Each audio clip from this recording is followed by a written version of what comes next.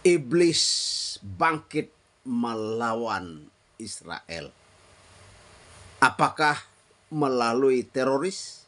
Tidak, karena teroris, apalagi Hamas, waktu itu belum ada. Tetapi di dalam 2 Samuel pasal 24 ayat 1 sampai ayat 17. 1 Tawarik pasal 21. Di sana dikisahkan bahwa iblis bangkit melawan orang Israel. Bagaimana caranya? Saksikanlah dalam renungan pagiku ini. Bersama Yesus ada masa depan. Bersama Yesus masa depan cemerlang.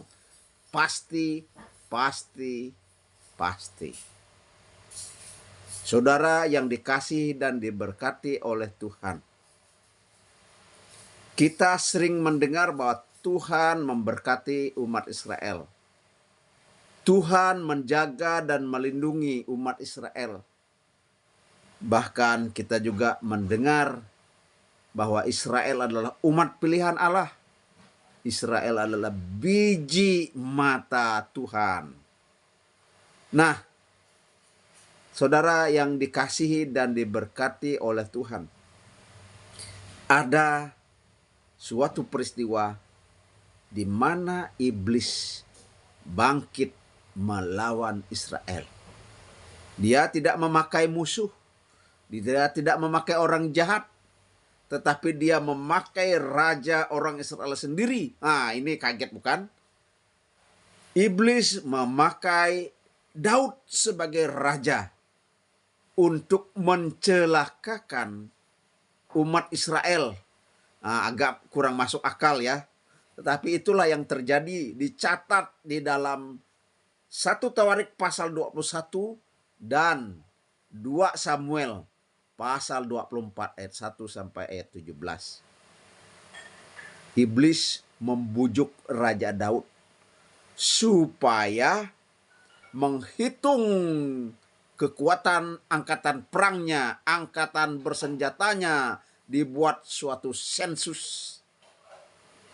Dan dia bertitah ataupun raja memerintahkan Yoab, panglima tentara Daud, untuk pergi menghitung tentaranya di seluruh wilayah kerajaan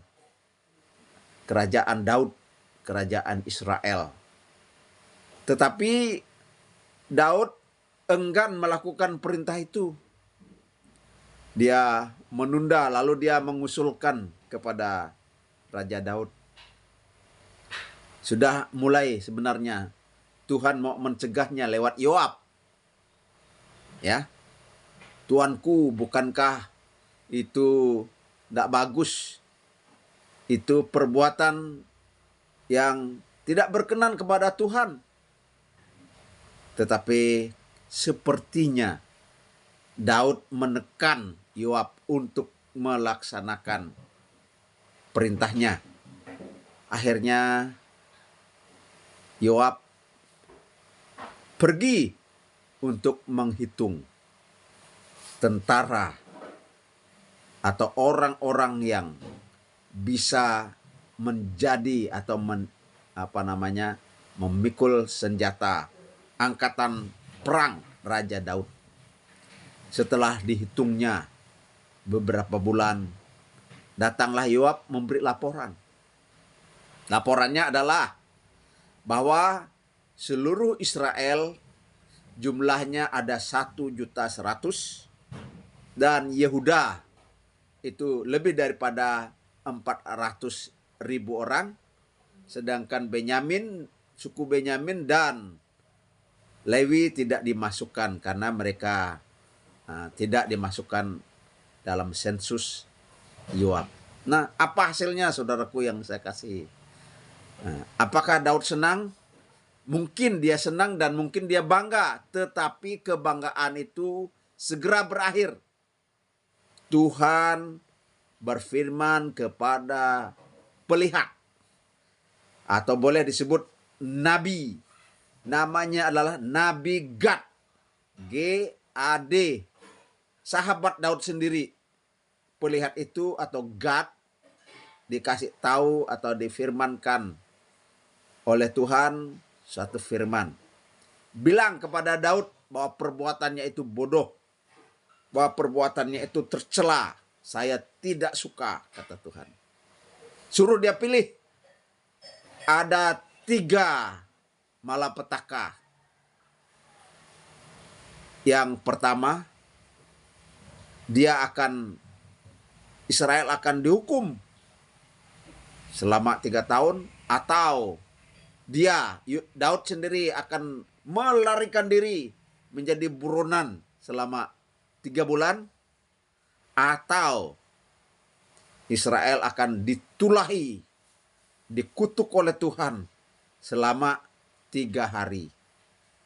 Nah, di antara 3 tahun kelaparan, 3 bulan dikejar, 3 hari kena musibah. Maka Daud bilang, ya saya sudah berdosa, saya sudah salah. Saya serahkan kepada Tuhan. Biarlah saya jatuh ke dalam tangan Tuhan. Bukan jatuh kepada musuh saya atau kepada yang lain. Saya serahkan kepada Tuhan. Dan akhirnya Tuhan ambil keputusan untuk menghukum bangsa Israel dengan mengirim penyakit sampar. Ya, waktu itu belum ada istilah COVID. Penyakit sampar. Dan matilah rakyat dari orang Israel atas perbuatan Daud yang melanggar ketentuan Tuhan. Berapa yang mati? Tidak alang-alang, 70.000 orang. Saudaraku, 70.000 orang kena penyakit sampar dan mati. Lalu tidak hanya sampai di situ, murka Tuhan menyala-nyala. Ada malaikat Allah yang menghunus pedangnya untuk bangsa Israel. Dan malaikat itu berada di tanah Ornan milik orang Yebus. Orang Yebus adalah orang Yerusalem, ya, saudaraku yang dikasih dan diberkati oleh Tuhan. Lalu Gad bilang, pergilah, persembahkanlah korban kepada Tuhan di tanahnya Ornan. Lalu pergilah Daud ke sana, lalu dia bilang sama Ornan, saya akan membeli tanahmu ini dan saya akan membayar.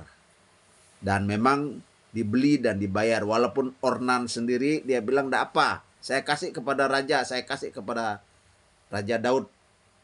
Tetapi Daud tidak mau, saya tidak mau mempersembahkan korban kepada Tuhan dengan tangan yang kosong. Dan itu yang terjadi. Maka Daud mempersembahkan korban bakaran, korban pengampunan, penghapus dosa, pengakuan salah. Sehingga berhentilah tulah itu. Lalu Tuhan berfirman kepada malaikat, sudah cukup, sarungkanlah pedangmu. Saudaraku, saksikanlah dalam 2 Samuel pasal 24 ayat 1 sampai dengan ayat 17 dan 1 Tawarik pasal 21. Saudaraku, bersama Yesus ada masa depan, bersama Yesus masa depan cemerlang. Pasti Tuhan memberkati kita berlimpah-limpah. Yang kurang sehat atau yang sedang sakit, semoga segera sembuh. Amin.